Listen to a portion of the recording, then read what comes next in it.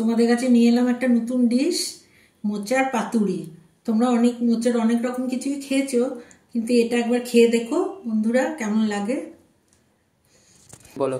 এই মোচার এটা করার জন্য লাগছে, মোচা সেদ্ধ করে ভাপিয়ে নিয়েছি, নিয়ে রেখেছি জল ঝারিয়ে, আর চিংড়ি মাছ ভেজে রেখেছি, আর শস্য, পোস্ত, নারকেল, কাঁচা লঙ্কা সব দিয়ে বেটে রেখেছি, আর লঙ্কা কুচি করে রেখেছি।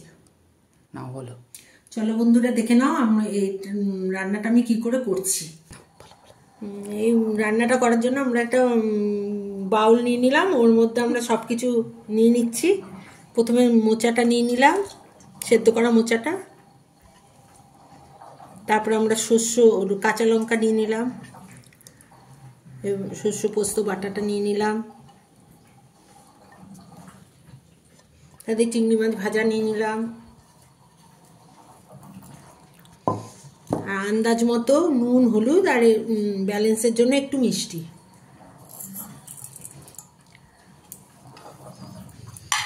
আর কাঁচা তেল।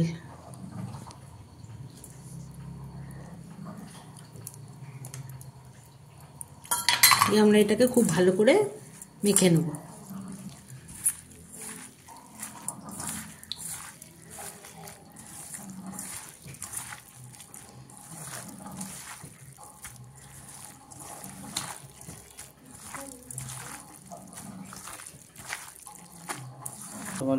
বন্ধুরা এবার কলা পাতাটা কেটে নিয়ে এলাম, কেটে ধুয়ে নিয়ে এলাম। এবার এটা একটু আগুনে সেঁকে নিচ্ছি, নালে তো মোড়া যাবে না, আগুনে শাকলেই একটু নরম হবে আর মুড়তে সুবিধা হবে।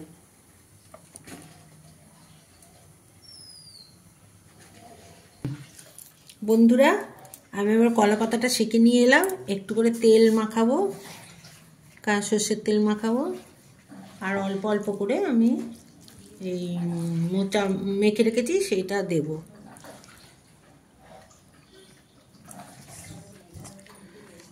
দেখুন কেমন করে আমি এটাকে মোড়াই।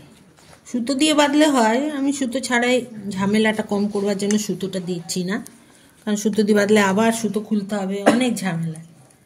তার থেকে আমি এমনি করে দিচ্ছি।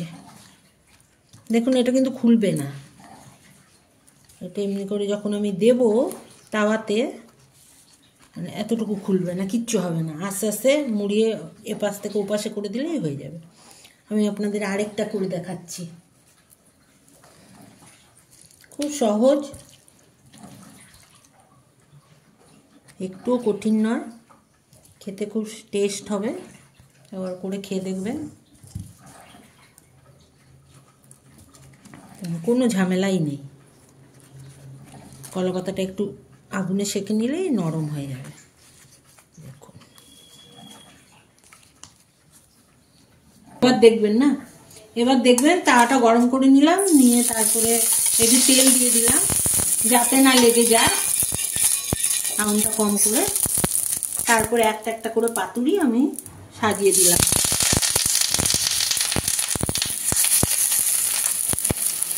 দিয়ে একটা কিছু দিয়ে ঢেকে দিলাম। তারপরে আপনার পাতুরিটা আস্তে আস্তে মরে যাবে। আর দিলাম না, চারটেতেই আমার হয়ে গেল। আর আমি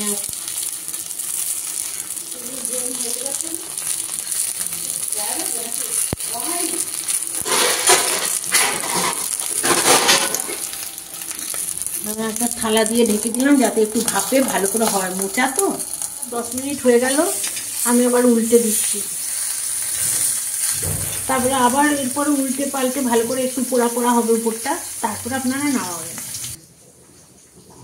বন্ধুরা এবার আমার এটা পুরো হয়ে গেছে, দেখুন এরকম একটু কালো কালো করে দাগ লাগিয়ে তারপরে এটা নামিয়ে দেবেন। কয়েক মিনিট পর আবার খুলে আমি দেখিয়ে দিচ্ছি, ঠিক আপনার এই রকম হবে।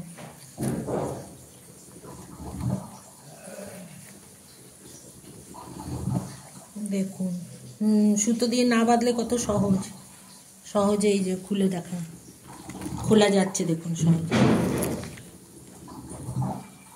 বন্ধুরা এবার এটা গরম ভাতের সাথে আপনারা মেখে খাবেন, একটু কাঁচা তেল যাদের ইচ্ছা হবে নিয়ে নেবেন।